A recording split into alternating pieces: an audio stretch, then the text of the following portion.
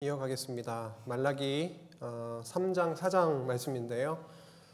먼저 3장 1절부터 3절까지 합독하시겠습니다. 말라기 3장 1절부터 3절까지 같이 읽으시겠습니다. 시작. 만군의 여호와가 이르노라. 보라, 내가 내 사자를 보내리니 그가 내 앞에서 길을 준비할 것이요 또 너희가 구하는 바 주가 갑자기 그의 성전에 임하시리니 곧 너희가 사모하는 바 언약의 사자가 임하실 것이라.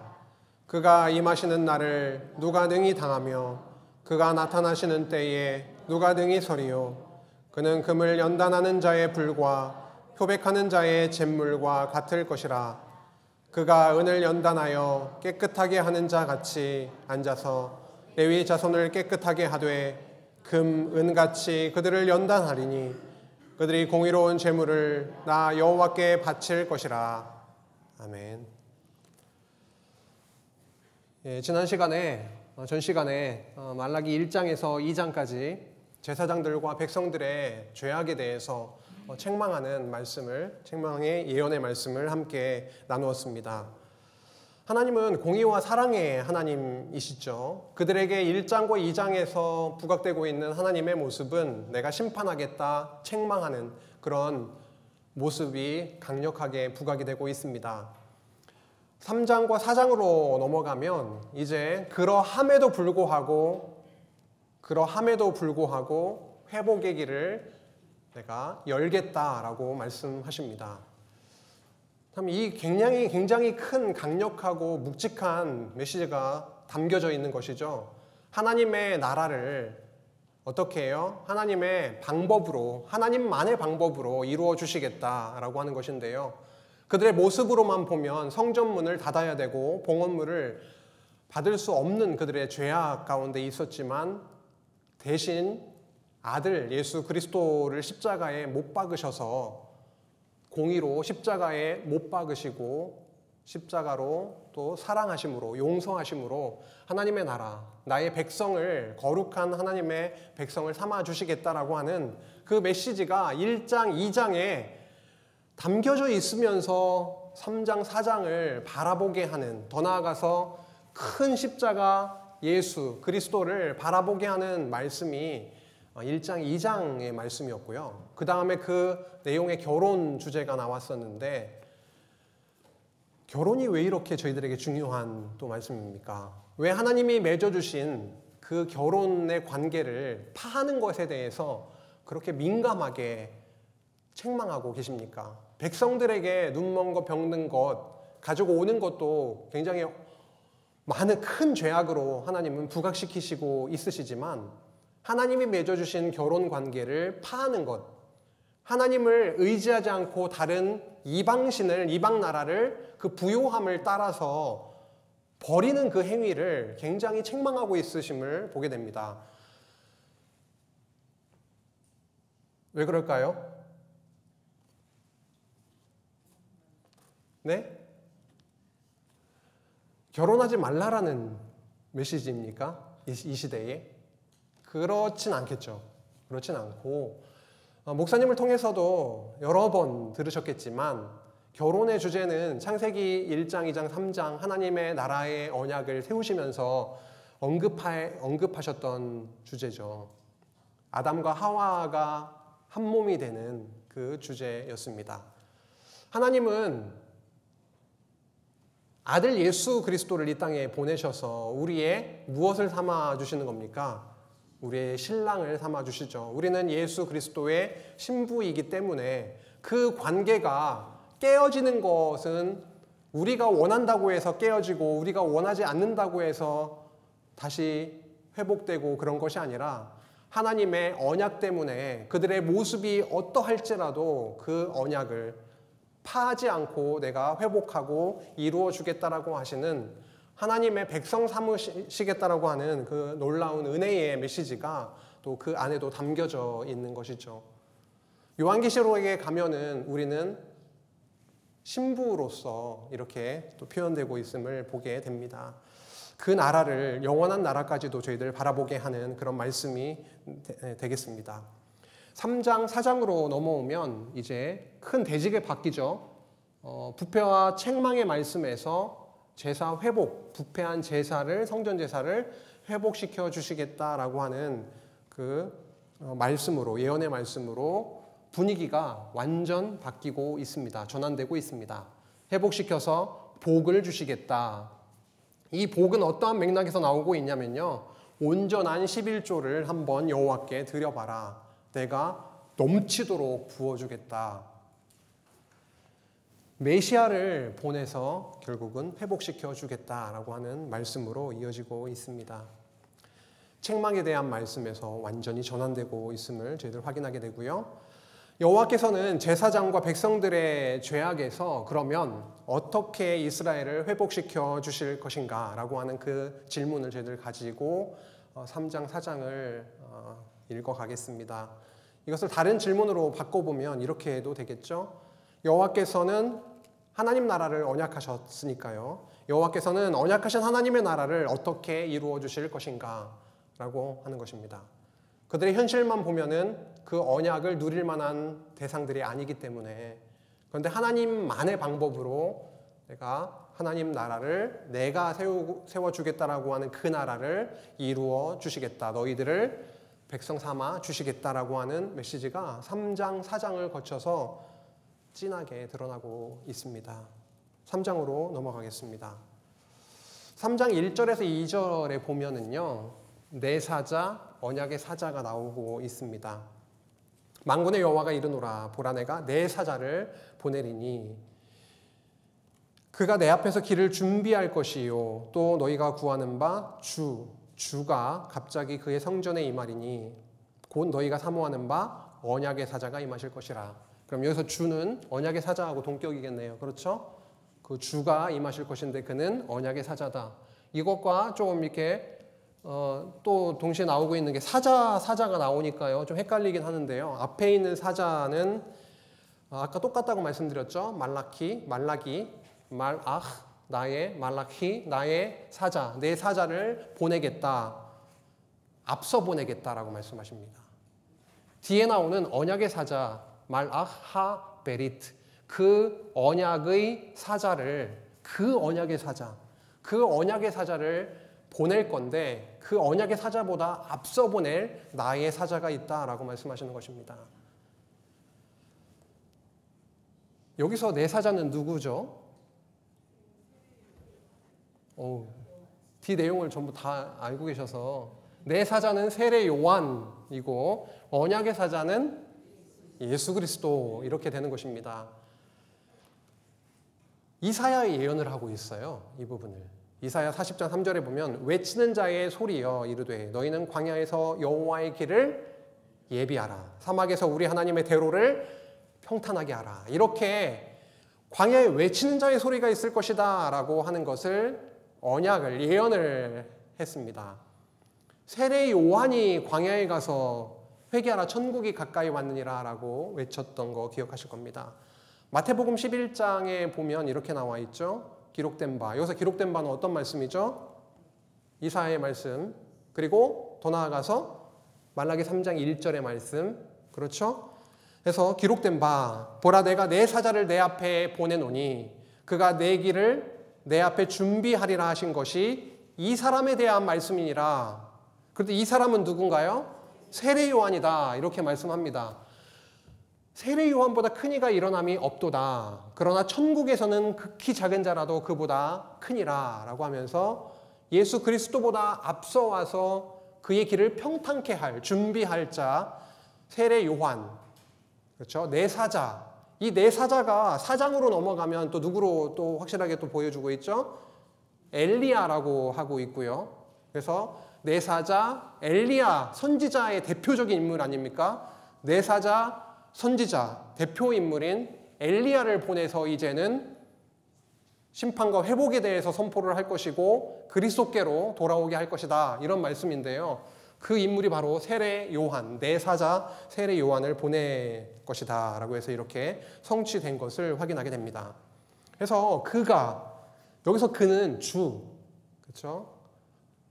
언약의 사자를 말씀하고 있는 거죠. 그가 임하시는 날을 누가 능히 당하며 그가 나타나는 때에 누가 능히 서리요. 그리스도께서 이 땅에 하나님의 아들 그리스도가 오셨을 때 거룩하신 하나님 앞에 누가 설 수가 있겠습니까?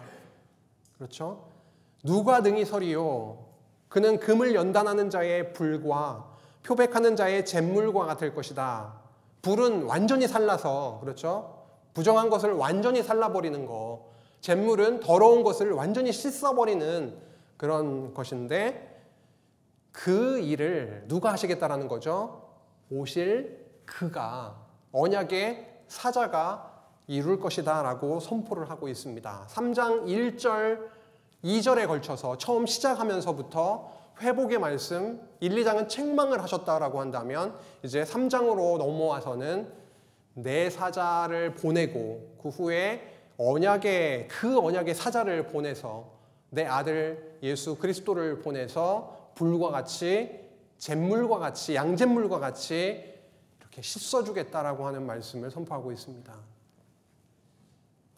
임하시는 날, 그날, 구약에서 참 많이 나오는 그 표현 중에 하나가 여호와의 날입니다. 임하시는 그날에 대해서 여호와의 날에 대해서 많이 나오고 있는데요. 그 여호와의 날은 심판의 날입니다. 그날은 택자에게는 어떠한 날이죠? 위로와 소망과 구원의 날이 되겠죠. 그리고 불택자들에게는 어떠한 날이냐면 정말 두려운 날입니다.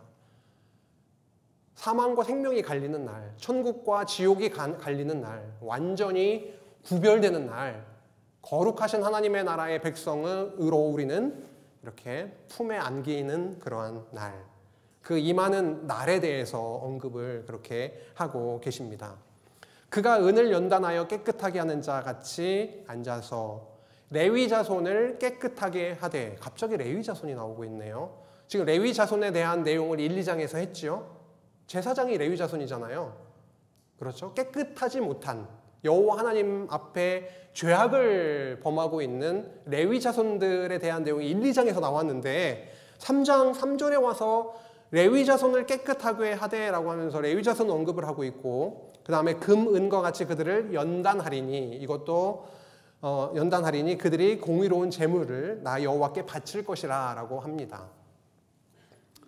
회복의 과정에서 이러한 일을 이루실 것이다 라고 하는 것이죠. 기존의 제사장들은 이제 받지 않으시는데 또 다른 레위 자손을 언급을 하고 계시는 것입니다. 그리고 공의로운 제물, 그들이 드렸던 더러운 떡, 여호와께서 받으시지 아니하는 그런 봉헌물이 아니라 이제는 공의로운 제물을 내가 받겠다, 바칠 거다 그들이 라고 이렇게 말씀하고 있습니다. 이것은 무슨 내용일까요?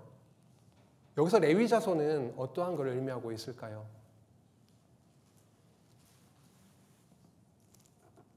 베드로서 말씀을 한번 상기해 보시면 이렇습니다. 베드로전서 2장 9절 말씀이죠. 그러나 너희는 택하신 족속이요 왕 같은 제사장들이요 거룩한 나라요 그의 소유가 된 백성이니 이는 너희를 어두운 데서 불러내어 그의 기이한 빛에 들어가게 하신 이의 아름다운 덕을 선포하게 하려 하심이라 라고 하는 말씀입니다. 이제 여호와께서 레위 자손을 깨끗하게 하시는데요, 레위 자손을 삼으시는 겁니다. 우리를 하나님께서 택하신 백성을 왕 같은 제사장으로, 레위인으로 삼으시겠다라고 하는 것이죠. 그 이전에 우리를 레위인으로 삼으시는, 왕 같은 제사장이 되게 하시는 것, 그 이전에 참 레위인으로 누가 오시는 겁니까? 예수 그리스도가 오셔서 참 레위인으로 오셔서 참 제사장으로 오셔서 우리를 깨끗하게 만드심으로 우리도 왕 같은 제사장으로 그렇게 삼아주시는 거죠. 로마서 12장에 보면은 어떻게 공의로운 제물을 우리가 여호와께, 하나님께, 주께, 그리스도께 드릴 수가 있습니까? 집에 소중한 무언가가 있으십니까?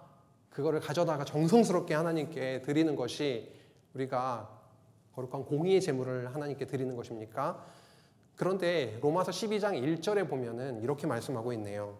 형제들아, 내가 하나님의 모든 자비하심으로 너희를 권하노니 너희 몸을 하나님이 기뻐하시는 거룩한 산 제물로 드리라. 이는 너희가 드릴 영적 예배니라. 구약시대 때 하나님께 나아가서 드렸던 성전 제사가 예배로 대변될 수 있을 텐데요. 그 예배, 영적 예배라고 표현을 하고 있습니다. 눈에 보이는 무언가 가지고 가서 드리는 그런 형식적인 제의가 아니라 이제는 하나님께서 우리를 왕 같은 제사장으로, 참 레위인으로 이 땅에 오셔서 참 제사장으로 오신 그리스도께서 우리를 왕 같은 제사장 삼으시고 우리를 삶 가운데 영적 예배를 드리게 하심으로, 거룩한 산 제물로 드려지게 하심으로 그렇게 이루시겠다라고 하는 것입니다. 참 놀랍지 않습니까? 우리를 레위인 삼아주신다라고 하는 거. 그게 어디예요? 말라기 3장에 그렇게 선포되고 있었다라고 하는 것이죠. 계시록에 가도 이렇게 말씀하고 있습니다. 내 생물과 24장로들이 새 노래를 불러서 어린 양 되신 예수 그리스도께 이렇게 고백하고 있죠. 참 당신은 두루마리를 가지고 계시고 그 인봉을 떼기에 합당하시도다. 일찍이 죽임을 당하사 각 족속과 방언과 백성과 나라 가운데에서, 읽어보실까요? 시작. 사람들을 피로 사서 하나님께 드리시고. 공의로운 제물을 어떻게 드리신다라는 것입니까? 참 레위인으로, 참 제사장으로 이 땅에 오신 그리스도께서 십자가 제사를 통해서 피를 흘려서 피로 사서 완전히 진멸되심으로 우리를 어떻게 해요? 하나님께 제사 제물로 드린다, 이렇게 말씀을 하고 있습니다. 그들로 우리 하나님 앞에서 나라와 제사장들을 삼으셨으니 너무 확실하지 않습니까? 하나님께 드리는데 하나님의 나라의 백성으로, 우리를 또 하나님의 성전으로 삼으시는 거 아닙니까? 제사장들을 삼으셨다라고 하는 이것이 너무도 확실하게 확인되고 있습니다. 그때에 유다와 예루살렘의 봉헌물이 옛날과 고대와 같이 나 여호와께 기쁨이 되려니와. 옛날에는 1장 2장에서는 기쁨이 되지 않았잖아요. 이제 안 받겠다라고 하는 것인데, 이제 여호와께서 원하시는 그 딱 한 가지 방법으로 드려지는 그 제물은 이제는 어떻게 받으시겠다고요? 기쁨으로 받으시겠다라고 말씀합니다. 우리는 기쁨으로 여호와께 드려진, 하나님께 드려진 공의로운 제물들이십니까? 네. 저희가 뭐 한 게 있습니까? 아무것도 한 게 없는데. 한 게 있죠? 죄 짓는 거. 남 막 호박씨 까는 거. 참 전문가죠, 뭐. 전문가입니다. 저도 전문가입니다. 이런 자들을 이제는 받으실 제물로 기쁘게 받으시겠다라고 하는 것이죠. 내가 심판하러 너희에게 임할 것이라. 심판이 없지 않습니다. 여호와는 공의의 하나님이시기 때문에 물론 사랑의 십자가의 그 긍휼과 은혜, 용서를 전제하고 있지만 그 과정에서는 분명히 하나님의 나라의 백성을 때리시는 것, 징계하시는 과정을 분명히 두시고 택하지 않은 백성은 완전히 어둠에 가둬버리실 텐데, 내가 심판하러 너희에게 임할 것이다 라고 하시면서 3장 5절에 여러 가지 7가지 죄악들을 나열하고 있음을 보게 됩니다. 이거는 율법에서 금지된 죄악의 내용들을 다 적어놓고 있는 것인데요. 어느 누구도 율법을 완전히 행할 수 없는 그 죄인임을, 죄악의 모습을 우리 안에 가지고 있음을 또 보여주고 있습니다. 6절에 정말 놀라운 말씀이 이어지죠. 이렇게 죄악 가운데 있지 않느냐라고 말씀을 하시면서 6절에 이렇게 나오고 있습니다. 같이 읽을까요? 시작. 나 여호와는 변하지 아니하나니 그러므로 야곱의 자손들아 너희가 소멸되지 아니하느니라. 아멘. 야곱의 자손. 1, 2장에서 엄청나게 두드려 맞았잖아요. 이놈들아, 이 책망받아 마땅할 이놈들아. 근데 하나님은 아침에 이랬다가 저녁에 이랬다가 하는 우리들의 마음하고는 너무 다르게 항상 그 자리, 항상 그 마음으로 그 자리에 계세요. 바뀌면 우리가 바뀌었지 뭐 하나님이 바뀌셨어요. 그 사랑을 하나님은 그 들끓는 하나님의 사랑으로 그 자리에 여전히 계신데 우리가 범죄하고 뭐 그 가운데 가두시는 거지만요. 그 과정에서 하나님을 떠나기도 하고 그런 과정을 거쳐가게 합니다. 왜요? 긍휼의 길로 가게 하시려고 하나님의 은혜를 더 리얼하게 맛보게 하시는 그런 과정으로 이끄시는데요. 확실한 거는 하나님은 변하지 않는 분이시다라고 하는 것입니다. 우리를 여전히 사랑하시고 한 번 맺으신 그 언약은 끝끝내 성취하시고야만은 그 놀라우신 신실하시고 은혜가 많으시고 그리고 자비하신 그 하나님을 다시 한번 기억하게 되네요. 나 여호와는 변하지 아니하나니 그러므로 야곱의 자손들아 이 죄악만은 가로치고요. 이 책망마다 마땅하고 죄악이 철철철철 넘치는 이 야곱의 자손들아 그러함에도 너희가 소멸되지 아니하느니라. 1절부터 6절까지를 요약을 해보면 이렇죠. 내 사자를 보내겠다. 세례 요한인데 그 내 사자와 그리고 그 후에 오는 언약의 사자 예수 그리스도를 보내셔서 제사를 회복하겠다. 그래서 택하신 백성을 변치 않고 내가 보호하겠다라는 그 소망의 예언을 하고 있습니다. 7절부터는요 11조 내용이 나오고 있습니다. 이스라엘 백성들에게 있어서 구약시대 때 11조는 중요했죠? 굉장히 중요했습니다. 그 몇 가지 이유가 있죠. 레위 자손들에게 기업으로 주었습니다. 레위 자손들은 땅을 기업으로 받지 못한 그 이유 때문에 하나님이 그들의 기업이 되어주셨죠. 11조, 백성들의 11조를 레위인에게 주게 하셨습니다. 또 레위인은 그 11조, 10의 1조를 받아서 레위인은 그것으로 11조의 11조를 거제로 드리게도 하셨고 그리고 11조, 예를 들어서 양 10마리 중에 한 마리가 여호와 하나님의 것인데 그것을 또 함께 먹을 때는 어디에서 먹게 하셨어요? 택하신 곳, 그 성전으로 가지고 와서 먹게 하셨습니다. 성전에서 먹는 거하고 집에서 먹는 거하고 어떤 차이가 있을까요? 집에서 먹으면 더 맛있죠? 더 맛있는 양념도 치고 그렇습니까? 택하신 곳에 성전에 와서 먹는 그 양식 11조는 어떤 의미가 있을까요? 누구를 기억하게 되는 거죠? 예, 그 택하신 곳에서 그 너희들과 함께 먹으라라고 하신 그 여호와 하나님을 기억하게 됩니다. 하나님께서 함께 하시지 않으면 11조를 드릴 수 있나요? 아니요. 드릴 수가 없습니다. 모든 것이 병들어 죽는다던가 소산이 아예 없다던가 하면은 살 수조차 없는 것이고 11조를 드릴 수 없는데 그 11조를 택하신 곳 성전에 와서 드리게 하심으로 결국 여호와 하나님을 경외하고 기억하게 하시는 더불어 11조는 객과 고아와 과부를 위한 양식이기도 했습니다. 약자, 보살피지 않으면 살아갈 수 없는 그러한 자들을 위해서도 11조를 명하신 거죠. 11조는 언약 백성들의 재산, 어떤 돈을 갈취해서 하나님의 불을 쌓기 위함이 아니라 레위인들의 주머니를 두둑하게 만들어주는 그러한 방법이 아니라 그 나라를 하나님의 백성을 어떻게 통치하시겠다라는 거죠? 사랑으로 통치하시겠다라고 하는 것입니다. 그럼 11조와 성전 제사와는 어떤 관계가 있습니까? 11조가 잘 드려지지 않고 있나요, 지금? 네. 11조가 잘 드려지지 않고 있습니다.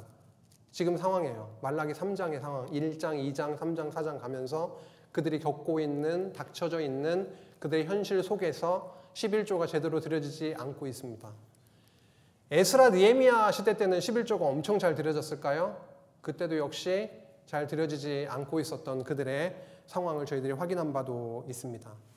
그래서 11조가 잘 드려지는 것은 여호와 하나님께 드려지는 그 제사가 원활하게 매일의 제사가 드려지기 위한 굉장히 중요한 조건입니다.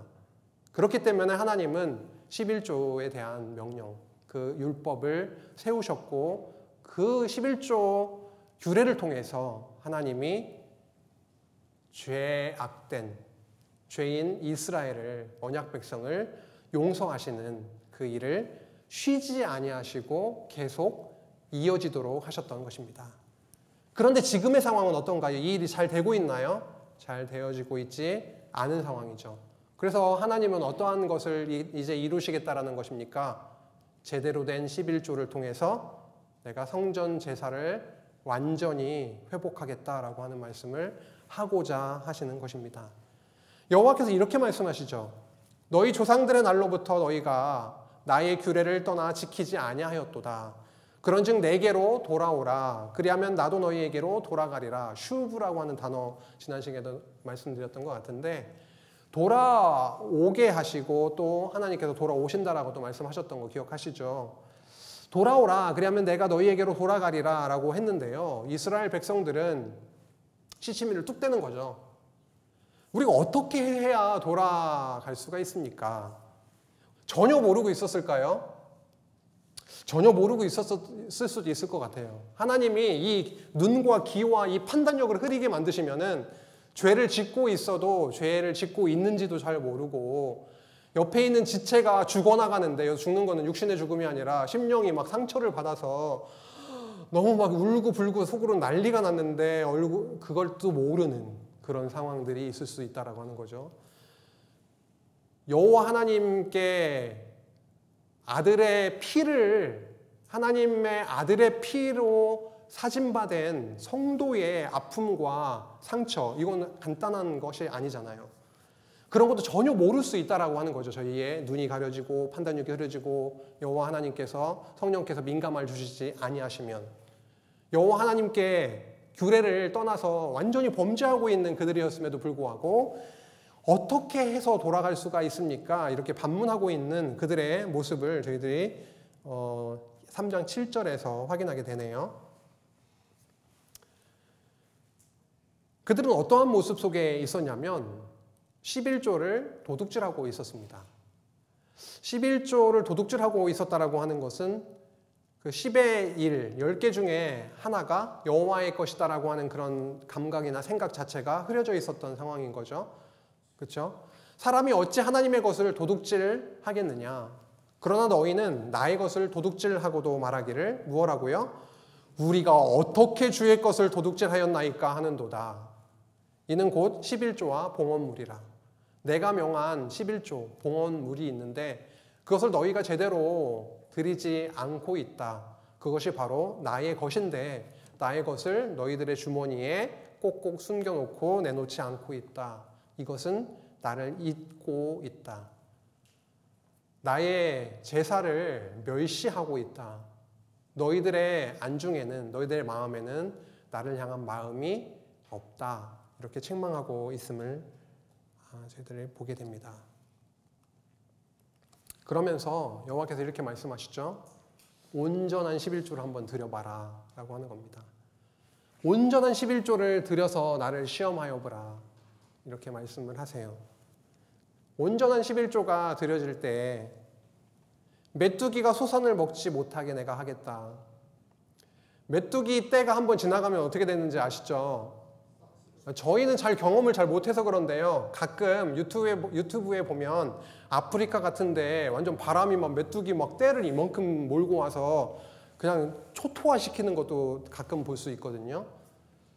충분히 그러한 일이 있었던 건데요. 메뚜기가 소선을 먹지 못하게 내가 하겠다. 지금 메뚜기든 벌레든 황충이든 뭔가에 의해서 그들의 소산이 충분치 못한 상황인데요. 이제 온전한 11조를 드리게 되면 내가 병충해나 메뚜기를 막아주겠다. 풍성한 수출이 있을 거다. 포도 열매가 기한 전에 떨어지지 않게 하신. 너무 마음이 아프네요. 예, 농사를 사랑하는 저로서는 너무 마음이 아픕니다. 열매가 익어야 뭐 이게 저희들의 뭐 하나님께 드리든 우리 양식으로 삼을 수 있을 텐데 익기 전에 기한 전에 떨어져 버리면 아무것도 아니죠. 그것을 떨어지지 않게 해주시겠다. 땅이 아름다워지기 때문에 모든 이방인들이 너희들을 향해서 뭐라고 한다고요? 너희들 참 복되다 이렇게 말씀하게 된다라고 하는 겁니다. 그러시면서 13장 10절 하반절에 보면은 함께 읽어볼까요? 시작. 하늘 문을 열고 복을 쌓을 곳이 없도록 붙지 아니하나 보라. 이제 뭐 하고 싶으세요? 11조 하고 싶으시죠? 저 어렸을 때 부흥 강사 목사님들이 오셔서 꼭 그 부흥회 할 때 한 번도 빼놓지 않고 이렇게 지나가는 레퍼토리 중에 하나가 이 11조잖아요. 이 3장 몇 절이죠? 10절. 이 말씀을 부르짖으시면서 한번 해보라라고 하는 거죠. 그럼 막 쏟아 부어주시겠다 이런 건데요. 네. 구약적으로 여호와 하나님께서 정말 살아계심을 보여주시는 방법이세요.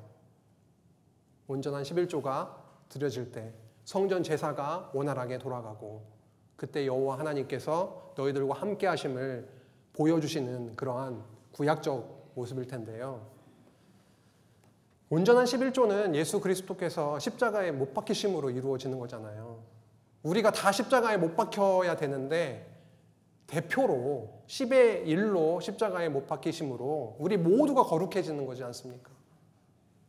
그리스도가 철저하게 십자가에 못 박히셔서 완전히 해렘 당하셨을 때, 멸절되었을 때 바로 우리에게는 어떠한 일이 벌어집니까? 여기요. 11절, 12절에 나와 있는 이 풍성함, 회복, 풍성한 누림, 은혜 이것이 저희 안에 있어지게 된다라고 하는 것을 보게 됩니다.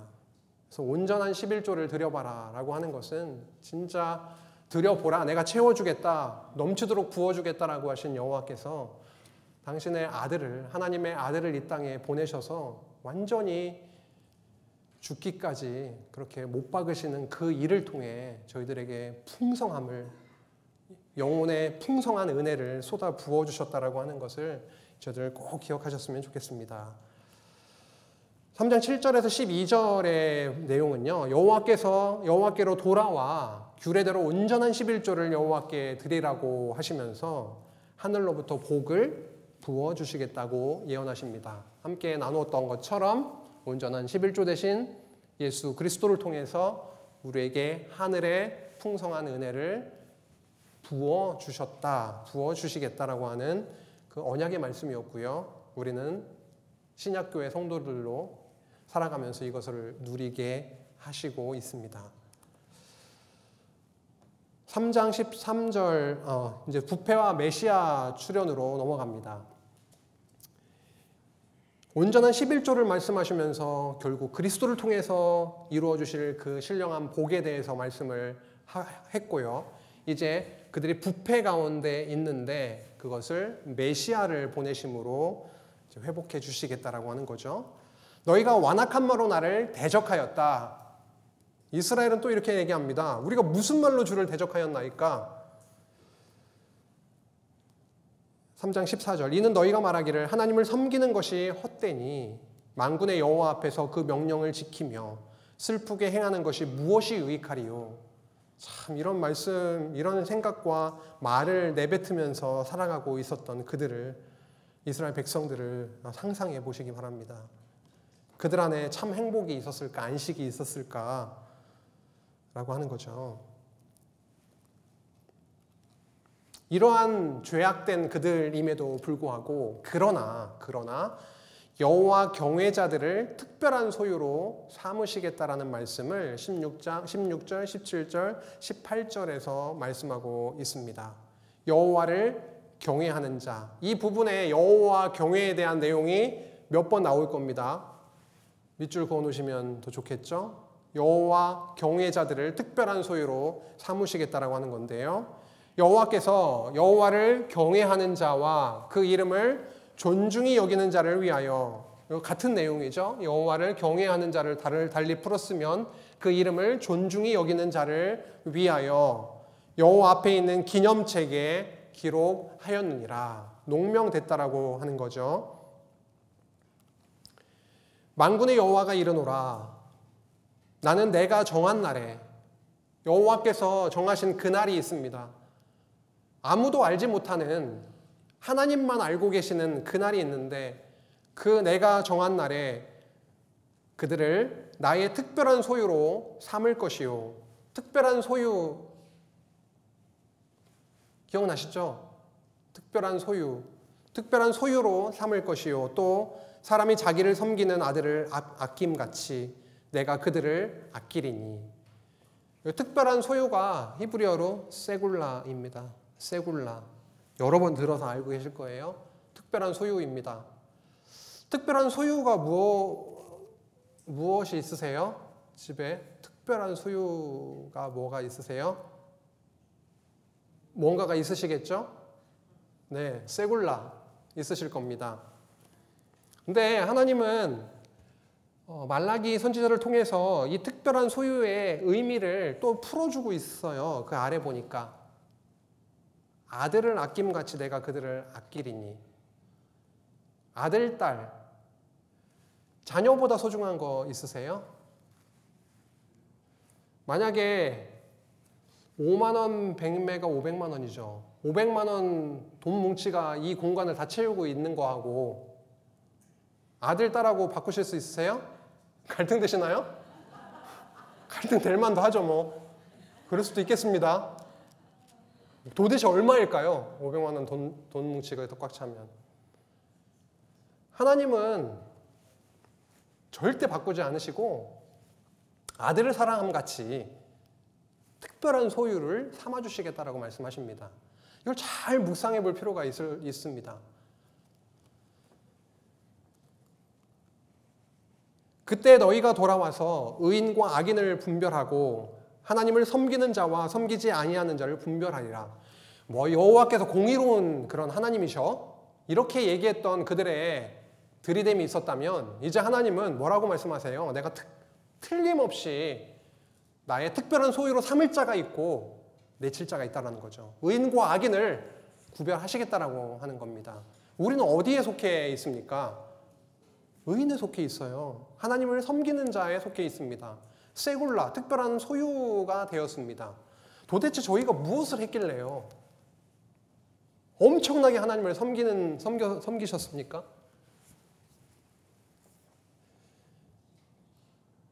우리 안에 계신 성령께서 섬기게 하셨죠. 근데 그거는 저희들의 열매가 아니더라고요.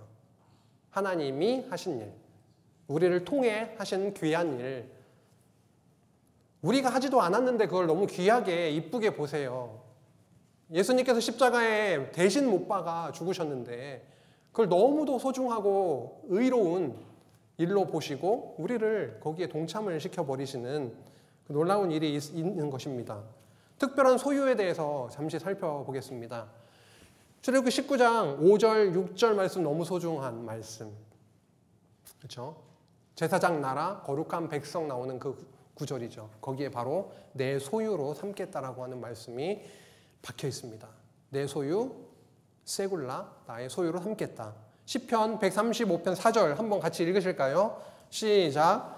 여호와께서 자기를 위하여 야곱 곧 이스라엘을 자기의 특별한 소유로 택하셨음이로다. 택하셨습니다. 특별한 소유. 베드로전서 2장 9절 아까 함께 살폈던 내용인데요. 아까는 어떤 맥락에서 살펴봤었죠? 어디를 빨간색으로 칠했었죠? 아까는 네, 왕 같은 제사장에 빨간색을 칠했었죠. 그렇죠? 레위인을 삼겠다라고 하신 그 말씀 보면서. 근데 지금의 맥락은 어디죠? 소유가 된 백성. 택하신 족속의 왕 같은 제사장들이요 거룩한 나라요 그의 소유가 된 백성으로 삼으셨다라고 하는 것입니다. 요약해 볼까요? 여호와께서 경외하는 여호와를 경외하는 여호와께서 여호와를 경외하는 자들을 그 정한 날이 있는데요. 그 정한 날에 특별한 소유로 삼으시고 아들처럼 아끼심으로 악인과 의인을 분별하실 것을 예언하십니다. 택한 자, 택함받지 못한 자, 하나님의 나라의 백성 된 자, 아닌 자를 분별하시겠다고 말씀하세요. 이 일을 4장 1절부터 몇 절 되지 않지만 이렇게 분명히 내가 하겠다라고 하는 것을 선포하고 계십니다. 4장 1절로 넘어가면 만군의 여호와가 이르노라. 또 계속 나오고 있습니다. 만군의 여호와가 이르노라. 보라, 용광로 불 같은 날이 이르리니 여호와의 날, 내가 정한 그 날, 용광로 불 같은 그 심판의 그 날이 이르리니 교만한 자와 악을 행하는 자는 다 지푸라기 같을 것이라. 용광로 재련소 같은 데 이렇게 보면은 막 쇳물이 뚝뚝뚝뚝 떨어지는 그런 거 상상을 해보십시오. 그 옆에 지푸라기 같은 거 살짝 던져보세요. 다 타고 없어져 버리겠죠. 교만한 자와 악을 행하는 자는 다 그러한 지푸라기 같을 것이라. 그 이르는 날, 똑같은 거죠. 용광로 불 같은 날. 그 이르는 그 날에 그들을 살라 그 뿌리와 가지를 남기지 아니할 것이로되. 그렇게 될 것인데, 그런데 분위기가 또 바뀌는 거죠. 내 이름을 경외하는 너희에게는 뭐가 떠올라서요? 공의로운 해가 떠올라서 치료하는 광선을 비추리니 너희가 나가서 외양간에서 나온 송아지같이 뛰리라. 어둠에 빛으로 오신 예수 그리스도를 저희들 탁 떠오르게 되는 거죠. 빛 대신 예수 그리스도를 떠올리게 됩니다. 공의로운 해가 떠올라서 광선을 쪼이는 거죠. 많이 아플 때 병원에 가면 광선 치료 같은 것도 하잖아요. 그렇죠? 의료기기에서 나오는 어떤 광선을 통해서 치료도 하지 않습니까? 근데 빛의 근원이시고 창조자 대신 하나님께로부터 나오는 그 능력에 그 빛이 쪼여지면 놀라운 일이 벌어지는데요. 죽은 자가 살아나는 겁니다. 영적으로 죽었던 자들이 살아나는 거죠. 죄로 인식이 안 됐던 우리인데 그게 죄가 죄임을 알게 되는, 그리스도께 나아가게 되는. 그래서 우리는 아무것도 섬긴 게 없는데 섬긴 자로 보아주시고 무엇과 같은 자로 만들어주세요? 송아지가 외양간에서 나와서 뛰어돌아다니는 거 한번 머리에 상상을 해보십시오. 이게 어떤 모습입니까? 날뛴다 이렇게 생각을 하시면 약간 좀 부정적인 생각을 들 수도 있는데 그건 좀 내려놓으시고 그 송아지의 입장에서 생각을 해보면 얼마나 자유로워요. 막 뛰어다니면서. 정말 죄악 가운데 완전히 이렇게 죽어있던 우리가 그리스도의 광선을 쪼이고 하나님께서 쪼여주시는 그 능력에 영혼을 살리는 그 광선을 탁 맞고 나서 완전히 나음을 입는, 기쁨을 누리는, 참 자유를 누리는 모습을 4장 2절에서 이렇게 표현을 하고 있습니다. 또 너희가 악인을 밟을 것이니 그들이 내가 정한 날에, 자꾸 그 날을 얘기를 하시죠. 정한 날에 너희 발바닥 밑에 재와 같으리라. 만군의 여호와의 말이니라. 의인들, 하나님의 택한 백성들이 이 땅에 살아가는 그런 과정에서 밟히는 일들이 있습니다. 시편도 그렇고요. 사무엘 말씀도 그렇고요. 다윗이 당했던 그런 여러 스토리들도 그렇고, 하나님이 원하시는 그 왕의 자리로 올리시는 그런 과정에서 다윗을 엄청난 고난 가운데, 역경 가운데 두심을 보게 됩니다. 그런데 그것으로 끝나는 것이 아니라 사울의 가문을 완전히 가라앉히시고 하나님이 왕으로 세우시는 것들을 저희들 기억하게 되는데요. 하나님의 정하신 그 때가 되면은 아무리 이 땅에서 하나님의 택한 백성들, 거룩한 그 자들이 약해 보이고 고통 가운데 억눌리고 이 악인들이 더 득세해가지고 뭔가 능력 있는 것 같이 보일지라도 사실 하나님이 오시는 그날, 하나님의 그날, 정하신 그날, 하나님이 보내신 그리스도 앞에서는 아무것도 아닙니다. 우리만 아들로 보이는 거예요. 우리만 아들로 보여서 그 거룩한 자리로, 하나님의 나라로 들이시는 거죠. 완전히 재와 같이, 발바닥 밑에 재와 같으리라. 만군의 여호와의 말이리라. 이거는 헛된 말이 아니다. 능력의 주, 천군 천사를 다스리시고 주관하시는 나 여호와, 살아있는 여호와가 말하는 것이다. 이것은 확실하고 앞으로 이렇게 될 것이다 라고 말씀을 하시면서 4장 4절에 너희는 내가 호렙에서 온 이스라엘을 위하여 내 종 모세에게 명령한 법, 곧 율례와 법도를 기억하라.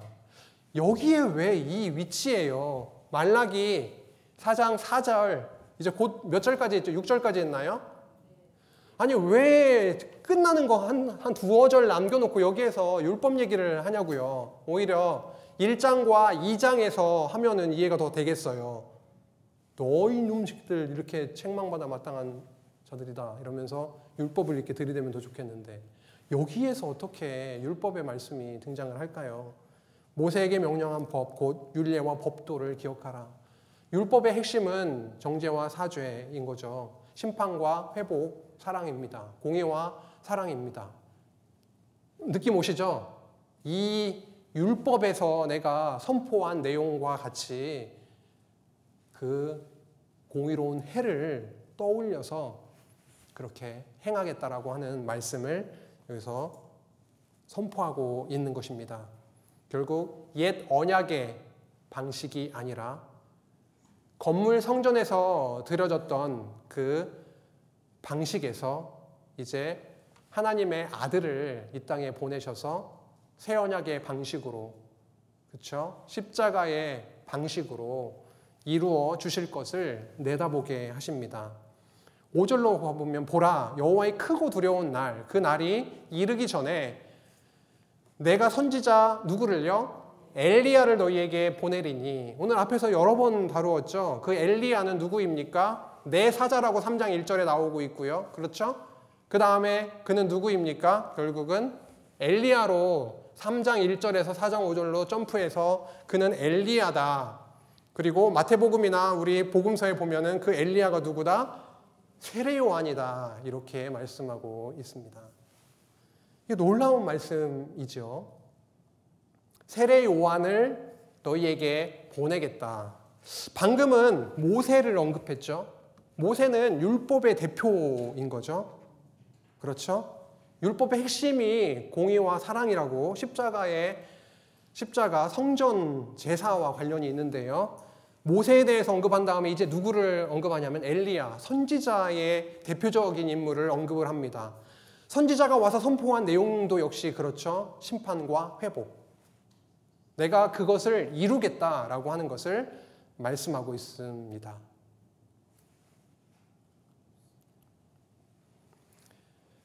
그 엘리야가 와서 하는 일은 이거죠. 그가 아버지의 마음을 자녀에게로 돌이키게 하고 자녀들의 마음을 그의 아버지에게로 돌이키게 하리라. 돌이키지 아니하면 두렵건대 내가 와서 저주로 그 땅을 칠까 하노라 하시니라. 엘리야를 보내서 하시는 일은 뭡니까? 그 단단했던 마음을 부드럽게 해서 하나님의 새 영을 불어넣어서 어떻게 해요? 완전히 마음을 바꾸는 겁니다. 여호와 하나님께로 향하지 않았던 그 마음을 여호와께로 돌려놓는 것, 예수 그리스도께로 돌려놓는 일을 누가 먼저 와서 하겠다고요? 세례 요한, 엘리야를 보내서 하게 하시겠다라는 것이고, 오신 언약의 사자인 예수 그리스도께서 그것을 온전하게 이루시겠다라고 하는 것입니다. 여호와께서 공의로운 해가 떠오르기 전에 선지자 엘리야를 보내서 마음을 돌이키게 하심으로 참 회복의 길로 인도하실 것을 예언하는 말씀 끝부분에 이렇게 너무도 강력하고 힘있게 선포되고 있습니다. 새 언약의 말씀인데요. 눈으로 간략하게 지금 시간이 많이 가서 좀 확인하고 넘어가겠습니다. 예레미야 31장에 새 언약을 선포하고 있죠. 목사님 통해서 여러 번 들으신 바도 있으니까 오늘 확인하는 정도로 넘어가겠습니다. 그래서 그 나의 법, 그 새 언약은 그들의 속에 둔다라고 하는 겁니다. 그래서 마음에 기록하시겠다라고 하는 것이고, 그 다음에 나는 그들의 하나님이 되고 그들은 내 백성이 될 것이다 라고 언약을 할 때마다 이런 말씀을 하시는 거거든요. 나의 백성으로 삼겠다라고 하는 말씀이죠.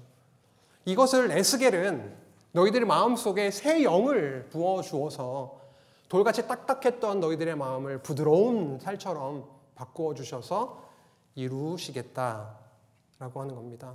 그래서 너희들 이제 율례를 따르게 되는 율례를 지켜 행하게 하시겠다라고 하시면서 또 말씀하시죠. 내 백성이 되고 나는 그들의 하나님이 되리라.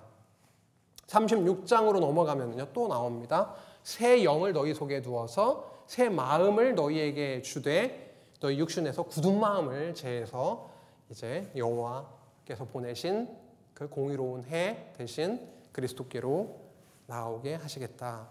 내 영 또 나오고 있죠. 넘어가겠습니다. 그리고 내 백성이 되고 너희 하나님이 되리라 계속 반복하고 있습니다.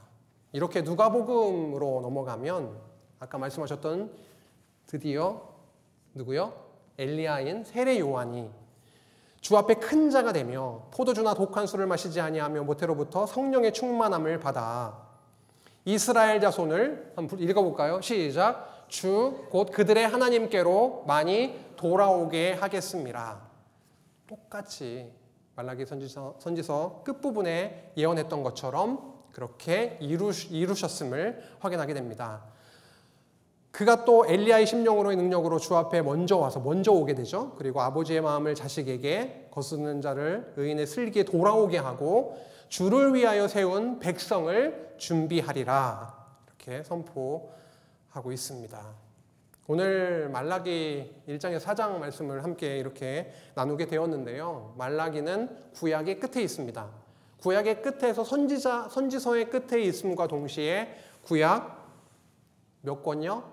39권의 끝부분에 있게 되는 거죠. 그래서 앞서 하나님께서 언약하신 그 하나님의 나라에 대해서 그 나라를 참 성전이신 그리스도를 이 땅에 보내셔서 성취하시겠다. 반드시 이루시겠다라고 하는 것입니다. 엘리야를 보내겠다라고 하는 선포는 내가 반드시 나의 아들 그리스도를 예수를 이 땅에 보내셔서 내가 언약한 하나님의 나라를 반드시 이루어주겠다라고 하는 강력한 선포의 말씀입니다. 죄악 속에 있었던 그들이었죠. 아무 소망이 없는 그들에게 선포된 이 말씀은 예수 십자가로 이루실 하나님의 그 나라를 소망케 하십니다. 그래서 결국은 우리 안에 이 말씀이 그대로 성취가 돼서 우리 안에 이루어주신 하나님의 나라를 또 누리고 저희가 나누고 살아가게 하십니다. 말라기 선지자는 구약의 모든 언약의 말씀이 누구 안에서 이루어질 것을요? 그리스도 안에서 성취될 것을 핀포인트하고 있습니다. 완전히 정확하게 딱 집어내고 있는 것이죠. 그리스도를 통해서 나의 방법으로 내가 뜻한 바대로 십자가로 이루어 주시겠다라고 하는 말씀을 하면서 말라기서 4장을 한번 넘겨보실래요? 이렇게 어디로 가죠? 네, 마태복음으로 넘어가게 됩니다. 드디어 이제 말라기 선지서를 끝으로 마태복음으로 넘어가는데 성경으로는 한 장, 한 페이지 차이지만 말라기 이후에 펼쳐지는 400년 정도의 기나긴 시간이 있습니다. 그 시간을 뚫고 하나님께서 아들 그리스도를 보내셔서 언약하신 나라를 이루시는 그 놀라운 사건을 저희들 신약 성경을 통해서 그간 확인해 오셨고 지금도 확인하고 있습니다. 하나님은 정말 살아계셔서 이 말씀을 그대로 허공에 떠다니거나 땅에 떨어지지 않게 하셔서 그대로 성취하셨고 우리 안에 목독해 하시면서 우리 이런 교회 안에서 성도를 통해서도 분명하게 하나님의 살아계심을 확인하게 하십니다. 말라기 선지자가 선포한 이 말씀이 우리 안에 그대로 성취하게 하신 살아계신 하나님 기억하시고 한 주도 주 안에 평안 누리시기를 간절히 바랍니다. 기도하시겠습니다. 하나님 아버지, 정말 저희들 아무 소망 없는 죄인들이었음에도 불구하고 언약하신 언약의 사자를 이 땅에 보내셔서 참 회복의 길로 하나님 나라의 백성으로 삼아주심에 너무도 감사합니다. 우리의 죄악이 너무도 넘칩니다.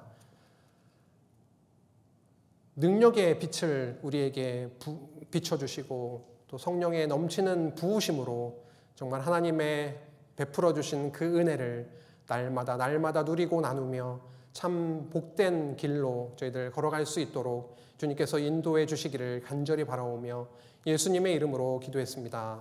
아멘.